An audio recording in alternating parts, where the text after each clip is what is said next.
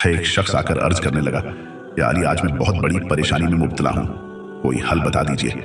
इमाम अली रज़ी अल्लाहु अन्हु ने फरमाया, आज दिन कौन सा है? शख्स ने कहा, या अली, आज जुमे का दिन है। इमाम अली ने आसमान की तरफ देखा और फरमाने लगे, ए बंदा, ए खुदा, मैंने रसूलुल्लाह सल्लल्लाहु अलैहि वसल्लम से सुना कि हफ्ते के तमाम दिनों में से अफजल जुमे का दिन है।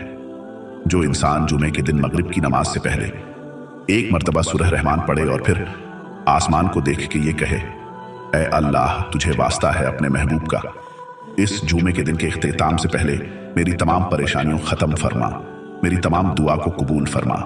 ये हो ही नहीं सकता कि इंसान जुमे के दिन खुलूस दिल से अल्लाह से दुआ करे और अल्लाह उसे रद्द कर दे, क्योंकि अल्लाह की रहमत इस दिन में जमीन पे बरसती है और तमाम फरिश्ते एक एक इंसान की तरफ मुंह करके कहते हैं, कौन है जो इस दिन में अल्लाह से अपनी मुरादें पाना चाहता है? कौन है जो अपनी मुसीबतों से निजात पाना चाहता है? कौन है जो अपनी तकदीर को बदलना चाहता है? बेशक जुमे के दिन सूरह रहमान पढ़ के मांगी हुई दुआ अल्लाह कभी रद्द नहीं करता।